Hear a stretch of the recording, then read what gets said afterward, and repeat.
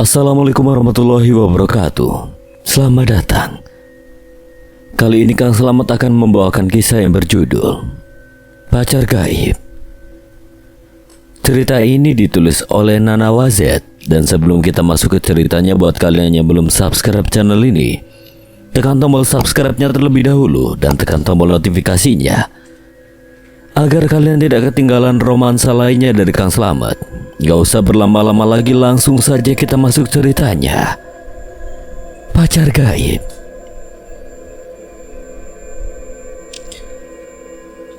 Ara Deni Tania, gadis cantik yang memiliki banyak masalah dalam hidupnya. Masalah yang seharusnya tidak menjadi urusannya. Masalah yang seharusnya tidak menimpa padanya, akan tetapi takdir seolah menuntutnya agar tetap berjuang menghadapi segala kerumitan dalam hidupnya. Orang tuanya bercerai. Ara ikut dengan ayahnya karena ibunya tidak mau membawa dirinya dengan alasan tidak ingin Ara hidup susah bersamanya. Namun pilihan bersama sang ayah bukanlah hal yang menyenangkan. Jika orang lain bisa menjadikan ayah sebagai cinta pertama yang tidak akan menyakiti putrinya, maka berbeda dengan Ara yang justru tidak mendapatkan kasih sayang dari ayahnya sejak kecil. Kehadiran Ara adalah musibah untuk Gama, nama ayahnya. Karena pria parubaya itu sejak awal kelahiran Ara, ia tidak mau menganggap Ara sebagai anaknya. Gama lebih percaya pada ramalan. Katanya jika anak pertamanya pria, maka Gama akan dilimpahi banyak proyek besar yang akan menjadikannya kaya raya. Namun jika anak pertamanya seorang perempuan, maka Gama akan mendapatkan banyak kesialan. Saya tidak sudi menganggap dia anak saya. Saya mau anak pertama saya laki-laki. Masa orang anak adalah anugerah, lelaki ataupun perempuan sama saja. Tolong kamu jangan seperti ini. Ara adalah anakmu. Dia bukan anak saya. Mengingat itu, Ara selalu merasakan dadanya sakit. Ia sendiri terpaksa harus ikut bersama ayahnya karena Siska selaku ibunya memaksanya harus bersama Gama. Gama mau menerima Ara tapi bukan sebagai anak, melainkan pembantu di rumah mewah yang ia tempati bersama istri baru dan anak tirinya yang membenci Ara. Gio dan Wina, kedua manusia yang tidak punya hati nurani itu, terus-menerus membuat Ara menderita. Mereka tidak sudi harus tinggal satu rumah dengan Ara. Kenapa gak ada yang sayang sama aku? Kenapa semua orang membenciku? Apa salahku? Tanya Ara pada langit yang sekarang ia tatap di hadapannya. Ara sedang berada di atas jembatan gantung, tapi ia tidak berniat bunuh diri. Ia hanya ingin menenangkan diri. Terutama di malam hari seperti ini, rasanya sangat tepat sekali untuk melampiaskan segala kesedihannya. Ponselnya berdering dan yang menelponnya adalah Gio, kakak tirinya. Pulang lu belum nyiapin gue air hangat buat mandi? Iya kak, sebentar lagi ya. Pulang bangsat. Gio mematikan sambungan telepon begitu saja. Ara menghela napasnya kasar. Ia terpaksa harus kembali ke rumah yang sudah seperti sarang setan baginya. Seperti biasa, setiap malam Gio selalu meminta Ara menyiapkan air hangat untuknya mandi. Dan Ara tentu selalu menuruti, karena jika tidak, pria itu akan membunuhnya hidup-hidup. Selesai dengan semua pekerjaan rumah serta melayani keinginan dari kakak tirinya, Ara kembali ke kamar, menutup kamar rapat lalu menguncinya. Ia takut kejadian yang lalu terulang saat dimana ia menemukan Gio mengintipnya selesai mandi. Ara tidak akan membiarkan Gio berbuat kurang ajar padanya. Walaupun kelihatannya Ara adalah gadis lemah, tapi untuk menjaga aset berharganya tentu ia mampu.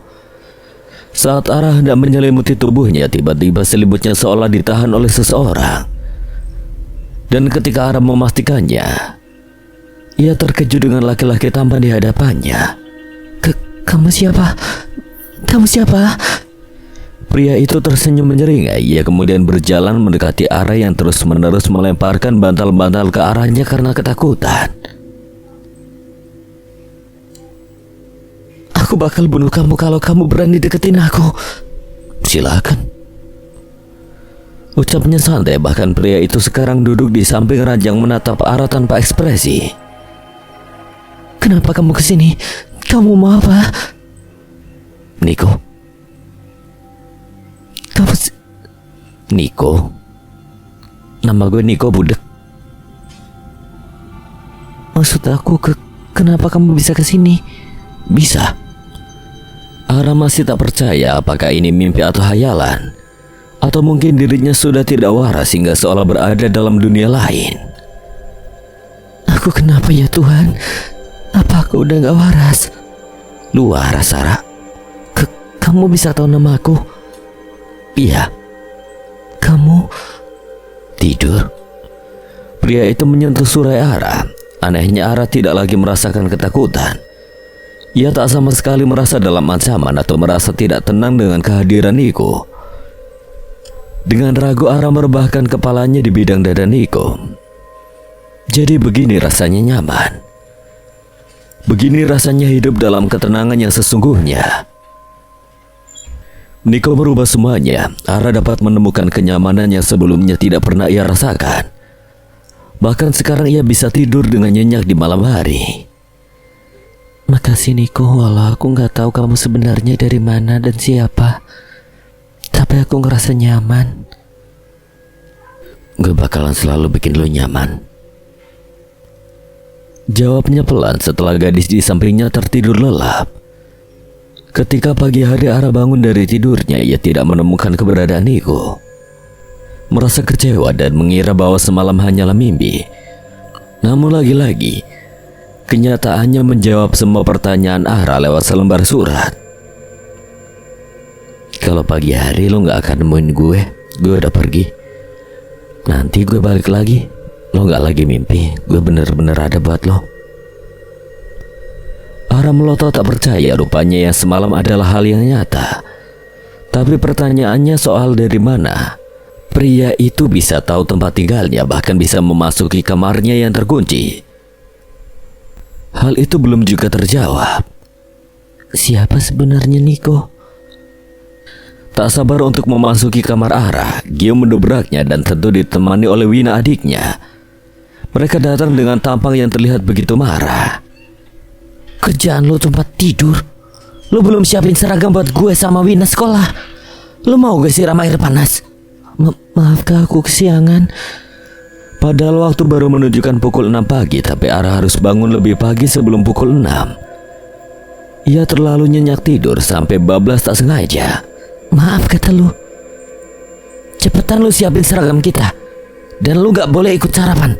Tapi gak usah bantah anjing. Iya kak. Perilaku keduanya tidak diketahui oleh Gama selaku ayahnya Ara. Pernah Ara berniat untuk mengatakan pada ayahnya, tapi ia merasa semua itu percuma. Karena ayahnya juga tidak pernah menganggapnya ada. Setiap pagi Ara sarapan di dapur, tidak diperbolehkan untuk ikut makan bersama yang lainnya. Ayahnya tahu itu, tapi nampaknya ia tidak peduli. SMA Merpati merupakan sekolah yang sejak dulu menjadi favorit Ara. Ia bisa berada di sekolah berkualitas ini karena bantuan dari otaknya yang cerdas. Guru-guru bangga padanya. Dan hal itu yang membuatnya seringkali dibully oleh murid lain karena rasa iri.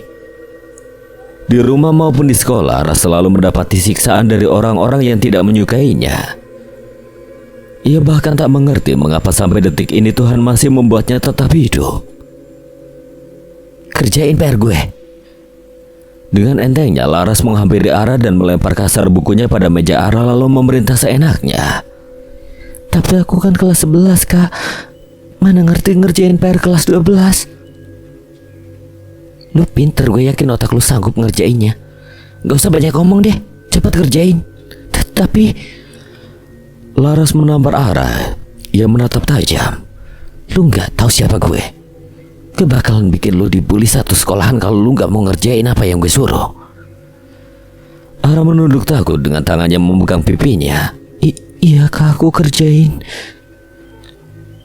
Di kelasnya hanya ada Ara sendiri. Ia memang selalu datang lebih dulu dari murid lainnya, dan sepertinya Laras memang sengaja datang pagi-pagi untuk meminta Ara mengerjakan tugasnya. Aku gak ngerti. Walaupun ia cerdas, tapi yang namanya bukan kemampuannya pada bidang tertentu, apalagi yang belum ia pelajari, maka Ara tidak akan tahu bagaimana mengerjakannya. Kalau nggak ngerti ngapain dikerjain? Ara menoleh ke samping. Ia terkejut bukan main saat mendapati Niko. Kamu kenapa bisa sejak kapan? Niko tersenyum miring. Ia mengambil buku yang tadinya mau Ara kerjakan, lalu kemudian melemparnya kasar ke sembarang arah. Kamu lo bukan babu. Tapi nanti Kak Laras bisa marah sama aku kalau nggak dikerjain. Dia nggak akan marah. Tahu apa kamu, bahkan kita nggak saling kenal. Karena dia bakal mati dan selamanya gak akan bisa marah sama lo. Dia pacar lu, Ara. Pacar? Jangan gila kamu. Aku gak kenal sama kamu. Kita udah kenalan semalam, bahkan tidur satu ranjang. Tapi aku gak kenal siapa sebenarnya kamu. Bahkan aku gak tahu kamu asalnya dari mana. Jangan sembarang buat jadiin aku pacar kamu. Aku gak suka. Niko mengecup pipi Ara gemas. Bawel. Kamu. Ara tidak marah, tapi amarahnya tertahan saat dimana Niko lebih dulu menarik tangannya, lalu memberikan sesuatu yang kemudian disimpan di atas telapak tangannya. Apa ini? Menurut lu apa?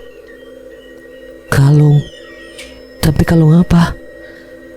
Pakai ini dan sebut nama gue tiap kali lu butuh gue. Maksud kamu apa sih? Aku gak ngerti. Lu pacar gue? Hah? Suatu saat lu bakal ngerti kok. Niko menghilang begitu saja dari penglihatan Ara. Dan saat itu juga Ara tidak sadarkan diri karena terkejut dengan apa yang baru saja ia lihat. Niko menghilang. Itu artinya berita kematian Laras terdengar di seluruh penjuru sekolah. Ara yang mengetahui itu terkejut bukan main. Rumor yang beredar menyatakan bahwa Laras tewas karena jatuh dari toilet, namun tidak ada yang tahu kebenaran sesungguhnya adalah karena ulah Niko. Pria itu mendatangi Laras dengan wujudnya yang tampan. Lalu setelah Laras terpana, ia menuruti keinginan Niko yang memintanya berhubungan badan di toilet sekolah. Bukannya mendapatkan kenikmatan, Laras malah menjerit dikala Niko memperlihatkan wujud mengerikannya. Saat itu Laras sudah berusaha untuk mencoba keluar dari toilet, tapi ia malah kepanikan luar biasa dan entah pikiran dari mana. Ia malah sengaja bunuh diri dengan menenggelamkan kepalanya pada bak besar yang tersedia. Dan ia ambruk di atas lantai dengan keadaan sudah tak bernapas. Niko. Ara sudah mencari ke seluruh area sekolah, namun ia tidak juga mendapati keberadaan pria itu. Semenjak melihat dengan mata sendiri bahwa pria itu menghilang begitu saja, Ara berpikir bahwa memang Niko bukanlah manusia. Ara kini beralih mengambil kalung yang ia simpan di dalam saku seragamnya. Ia mengingat bahwa Niko pernah mengatakan jika ia membutuhkan pria itu, maka sebut namanya dengan memegang kalung yang diberikannya. Niko. Ke rooftop aja. Suara bisikan itu terdengar halus di telinga Ara dan membuat bulu kuduknya merinding tidak karuan. Ia buru-buru berlari menaiki anak tangga sampai pada lantai 5 terakhir. Sesampainya di rooftop, Ara tidak melihat siapapun, namun detik kemudian ia merasa bahunya disentuh dan refleks Ara berbalik. Astaga. Ia terkejut dengan kehadiran Niko di hadapannya. Ara hampir saja pingsan lagi. Niko, ada yang mau aku. Gue bukan manusia. Kamu alien kah? Kalau benar kamu UFO, kenapa bisa kamu nyasar ke dunia? Niko menautkan alisnya bingung. Bukankah Ara ini pintar? Kenapa bisa Ara berpikir yang tidak masuk akal sama sekali? Mana ada alien setambah Niko? Niko tertawa terbahak membuat Ara bingung. Kok ketawa? Jawab pertanyaan aku. Jangan sampai nanti kayak di film-film kamu bisa ditangkap sama orang-orang jahat yang mau memperalat kamu buat dijadiin tontonan dan ladang uang. Ya ampun, aku gak bisa bayangin kayak di dunia film gini ketemu alien. Gue bukan alien. Terus apa? Kamu pasti dari dunia lain kan? Kamu bisa menghilang gitu aja? Atau kamu sebenarnya apa? Hantu. Iya. Jadi benar kamu hantu? Hantu tampan tempatnya. Narsis banget. Gue denger. Kenyataan kan emang gue tampan. Ara terkejut saat dimana Niko seolah tahu apa yang ia katakan dalam hatinya. Ara tak percaya jika Niko hantu. Jika memang begitu, mengapa Niko masih berada di sekitar dunia manusia? Untuk apa? Apakah seperti di film-film bahwa urusannya belum selesai? Lantas apakah nanti Ara akan berpetualang untuk membantu Niko? Kenapa aku bisa lihat kamu? Aku bahkan gak punya kemampuan sebagai indigo sama sekali. Niko mengangkat kedua bahunya seolah menjawab bahwa dirinya sendiri tidak tahu. Ara duduk di atas kursi panjang yang tersedia pada pinggir tempat tersebut. Ia menarik nafasnya pelan dan menghembuskannya kasar. Kenapa hidup aku sial banget ya? Udah disiksa terus sama keluarga sendiri, belum lagi dibully di sekolah. Dan sekarang malah ketemu hantu. Lu gak sial? Kenapa kamu bilang gitu? Kamu pasti sebenarnya butuh bantuan aku kan? Maaf ya, aku gak bisa bantu. Gue yang bakal bantu lu. Maksud kamu? Gue bakal lindungin lu. Gue yang bakalan selalu ada buat lu. Aku gak mau berteman sama hantu. Kata siapa kita temenan? Maksud kamu? Kita pacaran. Niko ikutan duduk di samping Ara. Pandangannya lurus ke depan menatap langit biru terang. Lu berharga, Ra. Gak ada yang bangga punya aku. Gue bangga punya lu. Hantu tampan itu menarik pinggang Ara, lalu kemudian membiarkan Ara berada dalam pelukannya dan menangis. Cengeng. Aku gak cengeng, aku cuma gampang nangis saja. Niko terkekeh dengan jawaban Ara. Ternyata gadisnya ini lucu juga. Entahlah, Ara tidak mengerti seperti apa rasanya memiliki pacar. Ia bahkan setiap harinya hanya sibuk menjadi pembantu di rumah orang tuanya sendiri. Ia tak mengerti seperti apa bentuk cinta. Apakah seperti rambut warna-warni bagi gulali? Entahlah.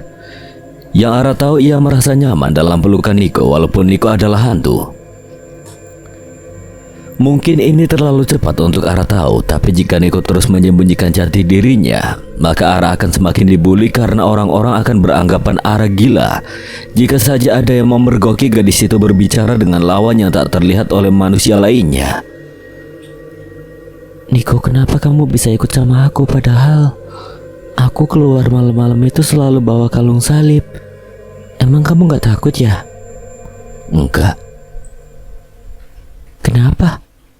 Gue hantu Islam. Kita beda agama dong. Beda alam juga. Terus ini semua apa, Niko? Aku benar-benar gak paham. Gak perlu dipahami, bikin pusing nanti. Niko mengusap pucuk kepala Ara, lalu tertawa kecil. Gadisnya ini memang lugu, terlalu bawel dan harus selalu tahu hal-hal yang menurut Niko tidak sama sekali penting. Ngapain? Niko datang ke kamar Ara secara tiba-tiba, lalu melihat gadis itu sedang mengerjakan tugas sekolahnya. Astaga, kamu bisa gak sih ketuk pintu dulu? Gue hantu, Ra. Oh iya, aku lupa. Aku ngerjain tugas dulu ya, nanti kita ngobrol lagi. Iya, baby. Entah mengapa kata baby yang Niko lontarkan itu membuat jantung Ara berdetak lebih cepat dari sebelumnya. Ia merasa aneh memang dengan sebutan itu, tapi di sisi lain ia juga nyaman dan hatinya menghangat. Pertama kali dalam hidup Ara, gadis itu merasa dicintai, dihargai dan dilindungi oleh seseorang. Walaupun Niko bukanlah manusia, tapi pria itu begitu bertutur lembut dan terlihat sangat menyayangi Ara. Selesai mengerjakan tugasnya, Ara duduk di samping Niko yang berada di atas sofa sejak tadi menunggunya selesai. Niko, aku mau tanya boleh? Antum makannya apa sih? Niko menautkan sebelah alisnya bingung. Ia sendiri tidak tahu apa makanannya. Karena memang tidak ada. Tanpa makan pun sosok hantu tidak akan merasa kelaparan. Gak tahu. Hah? Kok gak tahu? Emang kamu gak makan? Niko hanya menggeleng. Aku lihat di film-film horor hantu makan organ tubuh manusia. Terus ada juga yang minum darah manusia baru lahir gitu. Ih, serem pokoknya. Niko tertawa kecil melihat ekspresi Ara yang begitu serius mengatakan sesuatu yang jelas tidak sama sekali penting. Memangnya apa pentingnya bagi Ara tahu makanan hantu? Apakah Ara akan memberikan Niko makanan seperti majikan pada hewan peliharaannya? Tentu tidak, bukan? Kamu serius gak makan apa-apa? Terus emang kamu gak lapar? Aku juga mau tanya lagi, boleh nggak? Hantu kan serem ya, kok kamu nggak sih? Kamu juga nggak ada darahnya, wajah kamu juga nggak pucat. Aku nggak percaya kalau kamu. Kalimat selanjutnya terpaksa Ara hentikan ketika Niko menyimpan jari telunjuknya di bibir Ara. Tidur udah malam. Niko kemudian beralih memeluk Ara seperti memeluk guling. Aku belum ngantuk, Niko. Aku mau cerita sama kamu. Di sekolah aku sering ada yang kerasukan, terus hantunya pernah bilang pengen kopi. Emang hantu suka ngopi ya? Berarti kamu juga suka dong. Niko terkekeh, gadis di sampingnya ini benar-benar bawel dan suka sekali menceritakan hal yang tidak sama sekali penting untuk dibicarakan. Itu namanya leluhur, emang suka gitu, suka minta kopi. Tapi kok pas di sekolah nggak diminum sih? Karena cuma sarinya aja yang diambil, jadi pas dirasain sama orang lagi udah nggak ada rasanya, hambar. Karena udah lebih dulu dirasain leluhur itu. Niko kenal gak sama hantu yang ada di sekolah Ara? Niko menggeleng.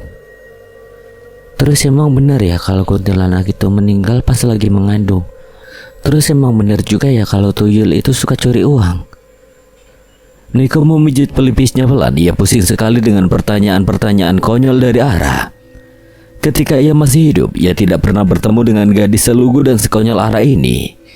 Yang ada cewek-cewek pecicilan yang terus mengemis perhatian padanya.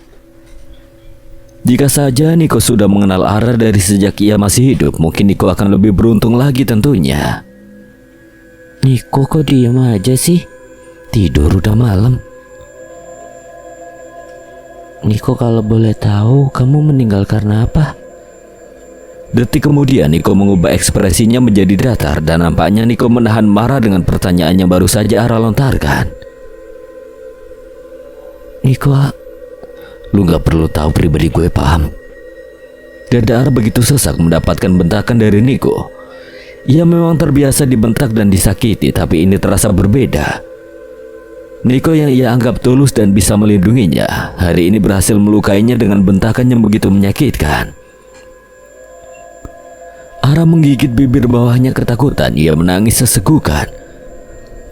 Bahkan tangannya tidak berhenti meremas piyama yang ia kenakan saking merasa takutnya. Gue, Niko sama aja kayak yang lain. Gue minta maaf. Gue cuma gak suka lu nanyain hal itu. Apa yang gue alamin gak akan bisa gue ceritain sama lo. Tapi kamu gak perlu bentak aku kayak tadi.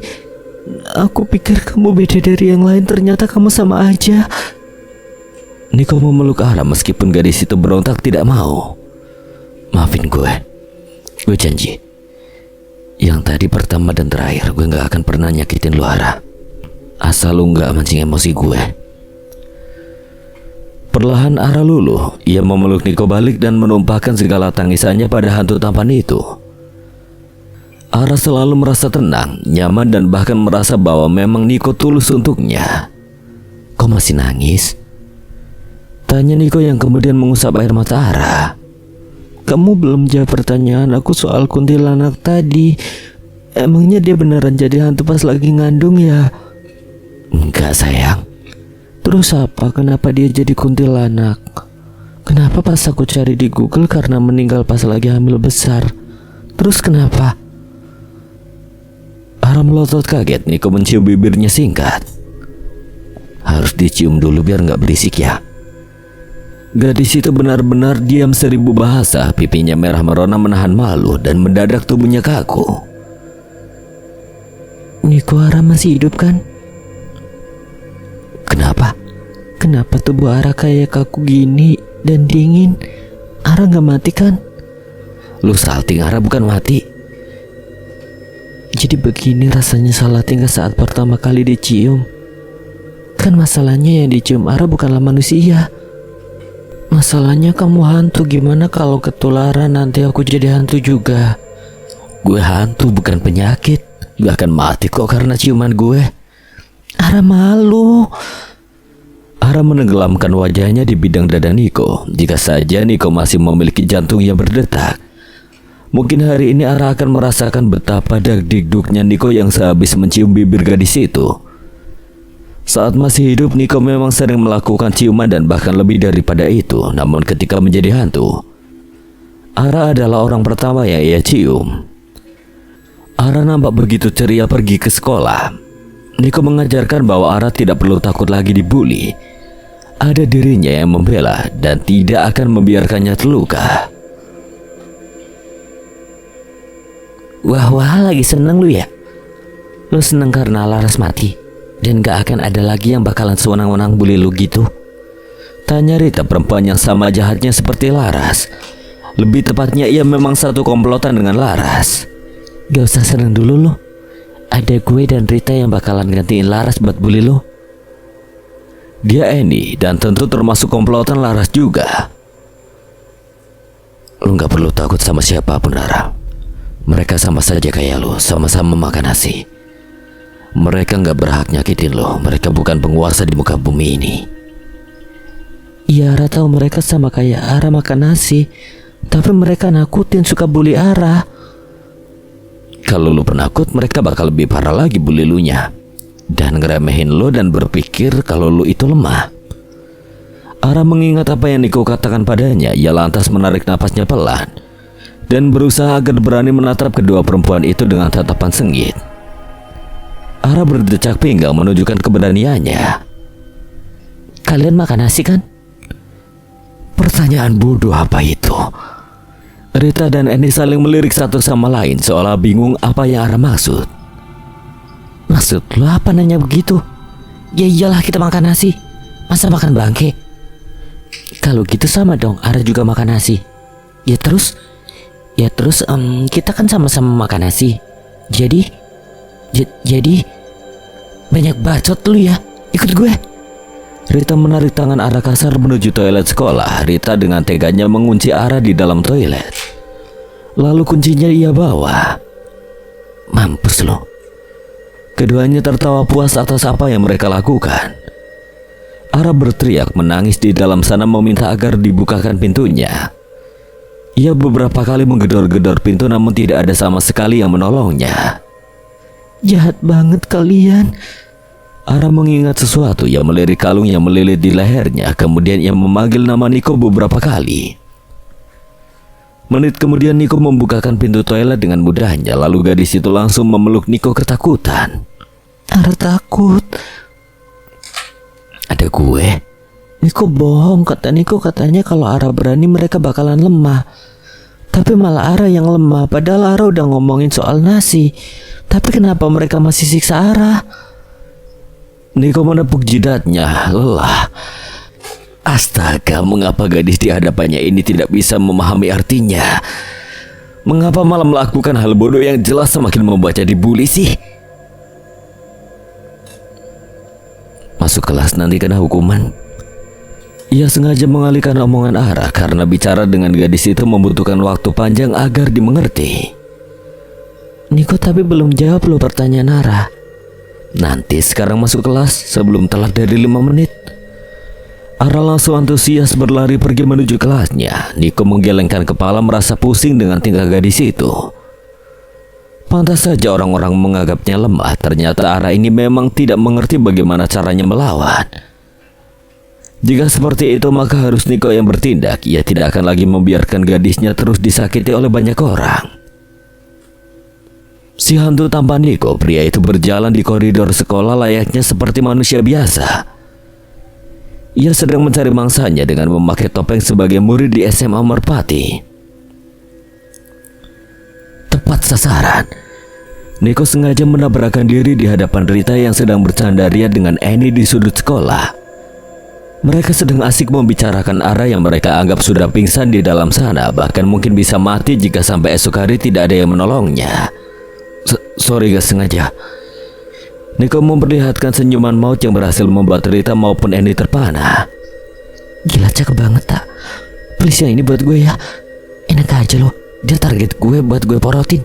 Pasti dia kaya.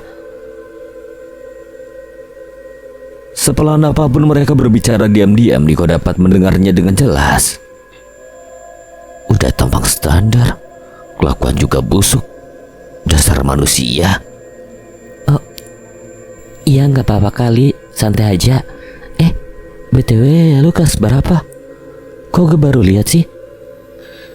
Gak penting gue kelas berapa, yang terpenting boleh gak gue minta nomor lo? Annie melotot tak percaya, sementara Rita melipat tangannya di bawah dada merasa bahwa dirinya begitu cantik dan mempesona sehingga seseorang bisa langsung meminta nomor ponselnya. Oh my god, keren banget sih lo tak. Selalu aja lo dapetin apa yang lo mau. Berisik banget sih lo. Kalau lo mau nomor gue gak gampang. Gue harus apa? Apapun gue lakuin cantik. Bisiknya di akhir kalimat. Bulu kuduk Rita merinding tak menentu akibat teruan nafas seksi dari sang pemilik. Biasanya cowok-cowok yang minta nomor gue atau suka sama gue, biasanya aja gue ke mall.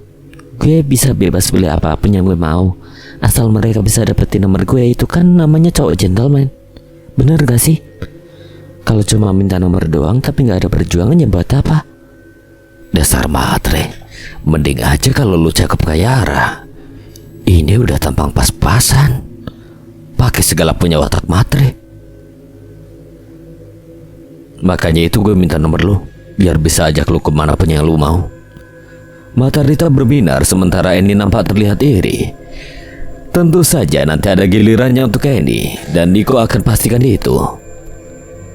Rita memberikan nomor teleponnya. Ia nampak begitu senang dengan jawaban yang Niko berikan. Itu artinya pesonanya tidak sia-sia dan merasa bahwa dirinya memang benar-benar mampu membuat siapapun bertekuk lutut padanya.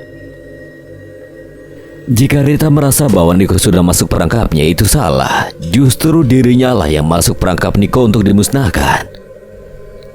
Lu bisa nyuci gak sih ya?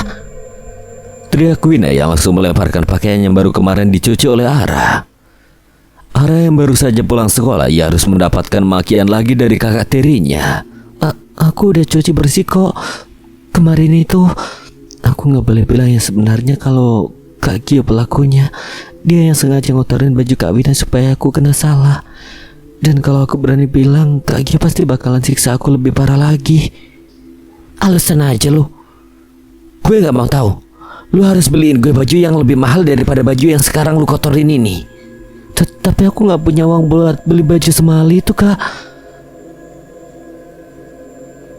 Aras dari tadi meremas seragam bawahnya gemetar ketakutan. Lu punya otak kan? Lu bisa nyanyi. Gue tanya lu bisa nyanyi gak? Oke, Ara nyanyi balonku ada 5 rupa-rupa warnanya. Astaga, lu sekolah pintar, tapi suara lu kayak anak TK lagi pensi. Gue pikir suara lu bagus, seenggaknya lu bisa ngamen kek buat cari duit.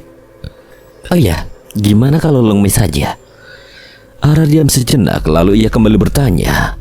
Ngemis itu seperti apa? Astaga, lu gak pernah nonton TV? Atau lu gak pernah lihat pengemis di jalan? Maaf, Ara gak boleh nonton TV sama kalian. Terus juga Ara gak pernah merhatiin orang di jalan. Ngemis tuh kayak gini. Permisi, boleh minta uangnya nggak? Sedikit aja, saya belum makan. Ini Ara ada uang 5.000, cukup nggak, Kak?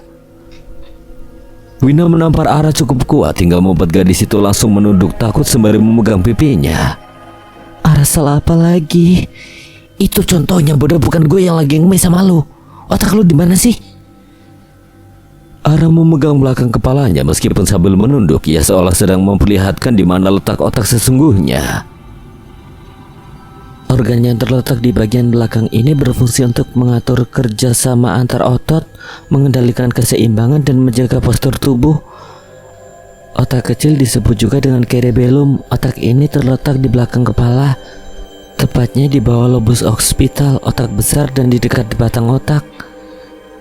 Jelas Ara, gadis ini menjelaskan panjang lebar seperti layaknya guru yang sedang mengajari murid-muridnya. Bacot banget lu.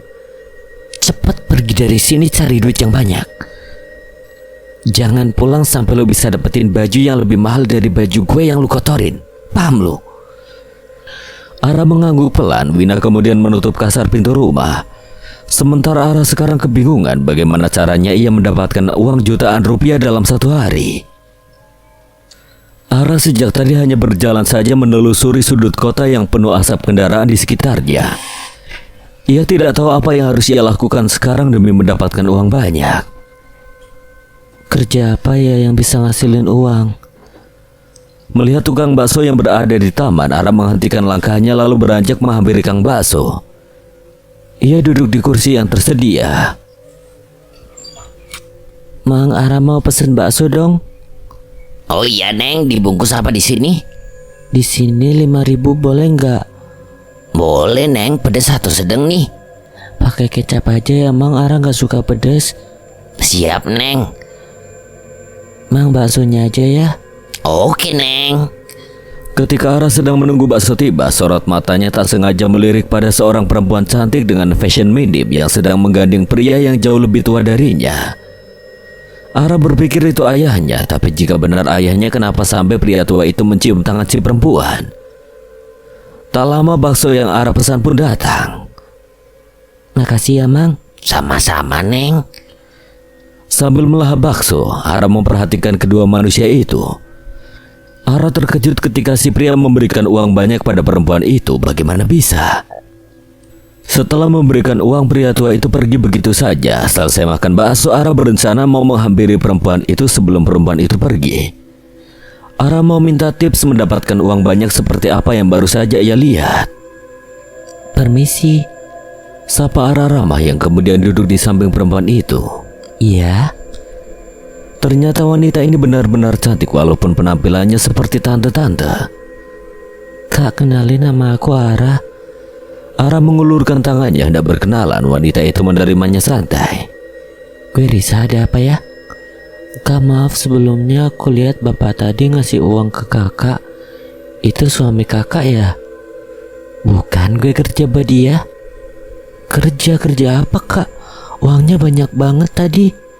Ara boleh nggak ikut kerja juga? Ara kepengen punya uang yang banyak buat gantiin baju mahal Kak Wina yang kotor. Lo yakin mau kerja kayak gue? Ara yakin kok. Ya udah, ikut ke apartemen gue sekarang ya. Risa nampak begitu senang mendapatkan temannya akan bekerja sepertinya. Di apartemen Risa, Ara celingkukan melirik sekitaran. Risa termasuk wanita yang pandai bersih-bersih. Bahkan dirinya begitu terawat. Harum parfum Risa berbeda dengan Ara. Risa ini memakai parfum yang memang seharusnya untuk orang dewasa dengan aroma vanila memabukkan. Sementara Ara masih pakai parfum bayi yang menurutnya nyaman dipakai. Sebenarnya Kak Risa kerja apa? Tanya Ara yang duduk di atas sofa dengan canggung. Lu gak perlu canggung gitu, Ra. Kita temenan mulai sekarang. BTW, lu mau minum atau makan apa gitu? Ara udah makan bakso tadi, udah minum juga. Jadi Ara udah gak lapar dan gak haus. Oh oke, jadi gini Ara, pekerjaan gue ini simple. Cuma ya gitu, harus bikin puas. Maksud Kak Risa, lu masih perawan? Masih, memangnya kenapa kak? Kok Kak Risa tanya begitu? Kalau lu masih virgin, bayaran lu selama 1 jam main aja bisa sampai belasan juta. Main apa? Polos banget sih ini cewek, ya ampun. Ya main, maksudnya main itu berhubungan badan, lu ngerti kan? Apa? Enggak, Ara gak mau. Ara katanya lu lagi butuh duit. Ya iya, tapi gak sampai begitu juga. Ara gak mau. Lu gimana sih, pelin-pelan banget? Dengan lu jual diri, lu bisa dapat duit banyak dalam 1 hari, Ara. Ara gak mau. Sialan, gak harus pakai cara lain. Lumayan kalau gue jual nih anak, bisa dapat banyak. Oke, gak apa-apa, itu pilihan lu. Lu istirahat di sini aja dulu, Ra. Lagian lu pasti capek banget kan? Tapi Kak Risa gak jahatin Ara kan? Ya enggak lah. Gue bukan penjahat, Ra. Kita kan temen. Ara ikut tersenyum dan merasa lega tanpa ada sedikit pun kecurigaan. Ara ini terlalu polos, ia mudah sekali dijebak dan begitu mudah mempercayai seseorang. Malam ini Niko mengajak Rita ke tempat yang Rita lihat sebuah mall, padahal kenyataannya adalah tempat yang berujung jurang. Itulah gunanya manusia harus memiliki iman, karena hanya dengan iman seseorang tidak akan terkena tipu daya setan. Kok mallnya sepi ya? Iya, gue sengaja booking ini mall buat kita berdua aja. Terserah lu mau beli apa aja bebas. What? Seriusan? Gila, ini cowok udah ganteng abis kaya raya pula. Lu bebas pilih mana yang lu mau. Jika yang Rita lihat sekitaran adalah toko-toko pakaian, perhiasan dan sebagainya, maka lain halnya jika kenyataannya yang ada di sekitarnya itu adalah kuburan. Niko sedang meminta Rita memilih mau dikubur di sebelah mana. Niko, gue pengen ke sana deh, kayaknya di sana ada toko berlian gitu. Boleh gak sih gue pengen berlian? Boleh. Bagus, lu milih masuk ke dalam jurang. Rita berjalan menghampiri tempat yang ia lihat sebagai toko berlian, dan saat dirinya melangkah lebih dekat lagi, ia benar-benar terjatuh ke dalam jurang yang lumayan malam itu. Ia berteriak histeris tak menyangka dengan apa yang saat ini terjadi, bahwa sekarang ia ada di sebuah tempat asing lalu ia diambang kematian. Tolong. Lirihnya histeris dengan sebelah tangannya memegang akar pohon agar bisa mempertahankan tubuhnya. Niko berdiri di atas jurang menonton penderitaan Rita. Ia memperlihatkan wujud mengerikannya hingga membuat Rita ketakutan dan akhirnya benar-benar jatuh ke dalam jurang tersebut. Selamat tinggal Rita. Neraka udah lama nunggu lo. Ia tersenyum menyeringai. Akan dipastikan Rita tewas karena jurang tersebut memiliki kedalaman yang jelas tidak akan membuat siapapun selamat jika jatuh ke dalam sana. Giliran teman lu yang bakalan nyusul. Ya, selanjutnya Niko akan membuat rencana baru untuk membuat Andy tewas juga. Namun tentu tidak dengan waktu yang bersamaan. Ia akan menjedanya agar tidak terlalu terburu-buru. Ara terus berlari panik, ia hampir saja mau dilecehkan jika ia tidak buru-buru kabur. Baju seragamnya robek, dan Ara hanya bisa menutupi tubuhnya dengan kedua tangannya memeluk. Ara menangis sendu, ia ketakutan karena om-om pedofil itu mengejarnya dengan kendaraan. Mobil yang dikendarai oleh Arya berhenti di pinggir jalan sepi. Ia langsung keluar dari mobil dan mengejar Ara. Ara tak menyerah, ia terus berlari sekuat tenaga. Berhenti kamu, kamu sudah saya bayar mahal, jangan membuat saya rugi. Ia kemudian lebih cepat lagi mengejar Ara. Ara terus berlari, tangisannya makin getir dan ketakutan. Jalanan yang ia lewati sangat sepi karena waktu menunjukkan pukul 1 malam. Di pertengahan ia terjatuh, mencoba bangkit rasanya sulit karena kakinya keseleo. Gimana ini? Ara takut. Mau kemana lagi kamu? Cepat ikut saya. Ia menarik tangan Ara paksa menyeret Ara secara kasar. Enggak, jangan perkosa Ara. Lepasin Ara. Kamu sudah saya bayar mahal lewat teman kamu itu. Dan saya tidak akan melepaskan kamu sampai saya mendapatkan kepuasan dari kamu. Bajingan memang, Risa memang bajingan terbesar yang pernah Ara kenal. Pantas saja wanita itu begitu baik pada Ara, memperlakukan Ara seperti ratu, dan juga meminta Ara agar menginap di apartemennya sementara. Rupanya kebalikannya, ia memiliki niat jahat terhadap Ara. Lepasin Ara. Ara gak mau ikut om. Tolong. Lepasin dia. Niko si hantu tampan itu tiba-tiba muncul di hadapan Arya dan Ara. Siapa kamu? Jangan ikut campur dengan urusan saya. Lepasin gue bilang. Dia jalang saya. Niko mengeraskan rahangnya emosi. Kata jalang yang pria tua itu lontarkan untuk Ara membuat amarahnya bangkit. Lepasin dia, bangsat! Merasa tangannya menahan Ara mulai melonggar, Ara mengambil kesempatan untuk lari kemudian bersembunyi di balik tubuh Niko. Niko, dia mau perkosa Ara. Ara takut. Tenang, ada gue. Niko melangkah mendekati Arya. Sorot matanya yang tajam membuat Arya sedikit ketakutan karena ia merasa bahwa manusia yang ada di hadapannya ini menakutkan. Lu berani sentuh tangan cewek gue? Niko menarik tangan Arya kemudian melintirnya sampai pria tua itu meringis kesakitan. Pria itu menendang tubuh Niko, namun yang terjadi malah tidak berpengaruh apapun terhadap Niko. Mau sampai kaki lu patah nendang gue, itu sama sekali gak berguna Pak Tua. Sekarang Niko semakin melintir tangan Arya. Si pria tua itu menjerit kesakitan luar biasa. Tolong maafkan saya. Cuma gue yang boleh sentuh cewek gue. Ara dibuat menganga tak menyangka tangan Arya putus dari tempatnya dan mengeluarkan banyak darah. Arya ambruk di atas aspal meskipun masih bernapas. Tanganku. Kalau ada yang nolong lu artinya lu selamat dari maut. Kalau nggak ada, selamat tinggal Pak Tua. Di sana banyak penghuni neraka yang punya kelakuan brengsek sama seperti lo.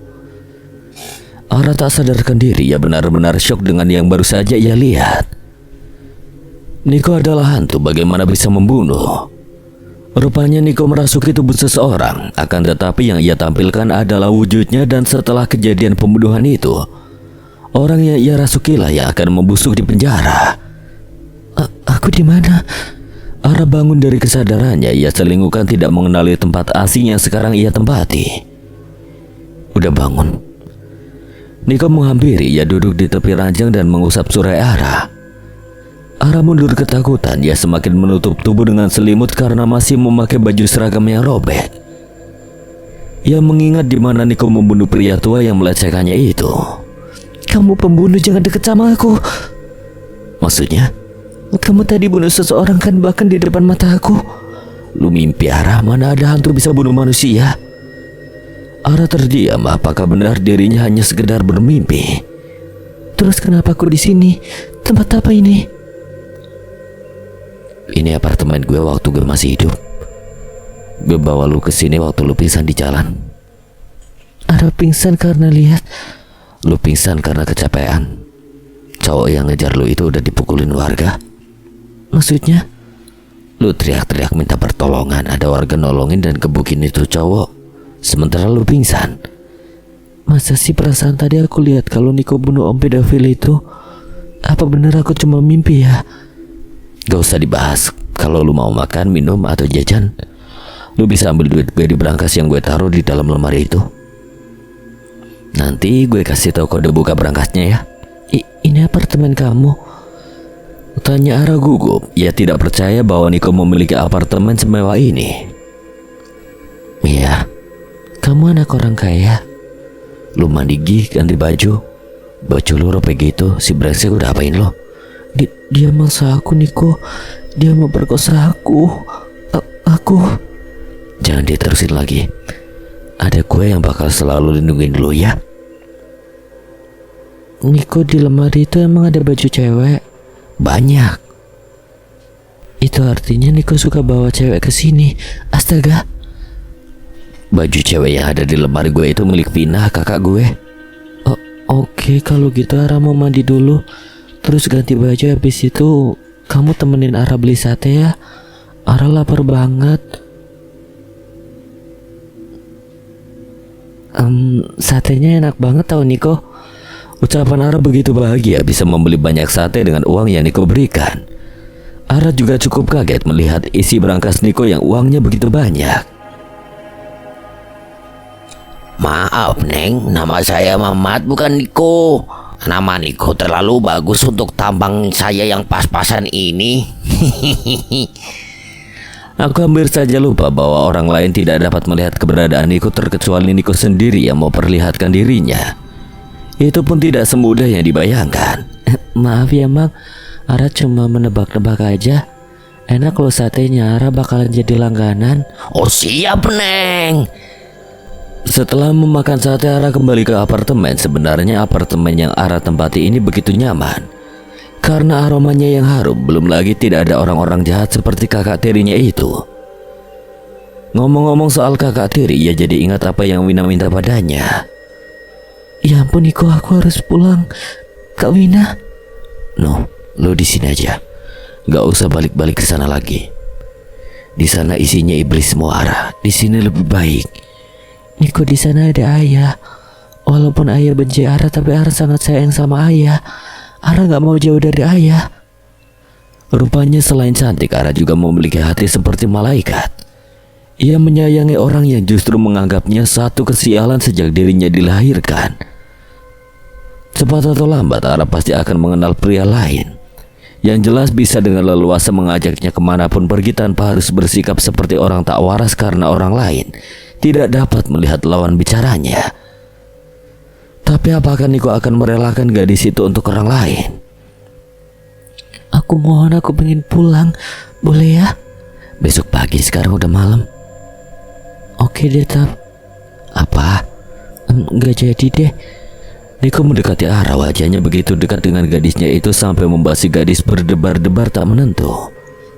Kenapa sayang? Tanyanya bertutur lembut membuat Ara semakin tak karuan. Ara memberanikan diri menatap Niko, kedua mata mereka beradu saling tatap. Oh astaga, sumpah demi apapun Niko sangatlah tampan. Apa? Aku boleh nggak minta uang buat beliin kakak aku baju sesuai yang dia pengen? Boleh. Terus nanti kamu antar aku ke mall, mau? Iya. Makasih Niko, kamu emang pacar gaib yang baik hati dan tidak sombong. Ara memeluk Niko erat. Hati Niko begitu menghangat mendapatkan pelukan dari Ara.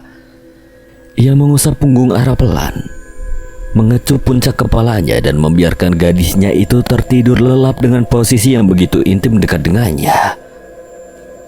Seharusnya Ara mengerti bahwa walaupun Niko hantu, ia memiliki hasrat layaknya laki-laki normal, terutama di masa lalunya punya banyak pengalaman soal berhubungan seksual.